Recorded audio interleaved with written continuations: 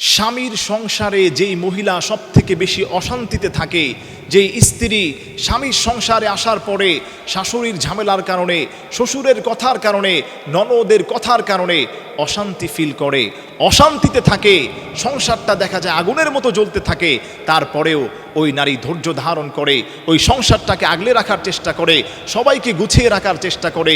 যত বেশি অশান্তিতে থাক না কেন, আল্লাহ সুবহানাহু ওয়া তাআলা একজন হচ্ছেন প্রকৃত বিচারক, তিনি কখনোই কারো উপর জুলুম করেন না। ওই সংসারের মধ্যে যেই মহিলা বেশি অশান্তিতে থাকবে, তার ঘরে আল্লাহ তাআলা এমন এমন সন্তান দান করেন, যেই সন্তানগুলো, যেই সন্তানের চেহারাগুলোর দিকে তাকানোর কারণে, যেই সন্তানকে এই গর্ভে আসার কারণে তার সংসারে এমন নেককার সন্তান আল্লাহ তাআলা দান করেন, যার কারণে তার পিছনের যত অশান্তি ছিল সব অশান্তি সে ভুলে যায় এবং সংসারটা সুখের হয়ে যায়। এই সন্তানগুলোর কারণে আল্লাহ তাআলা সংসারটাকে বরকতময় করে দেন।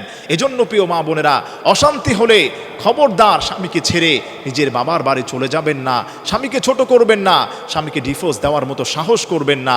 আল্লাহ তাআলা আপনাকে অশান্তি দিয়েছেন, এটা আল্লাহর তরফ থেকে পরীক্ষা।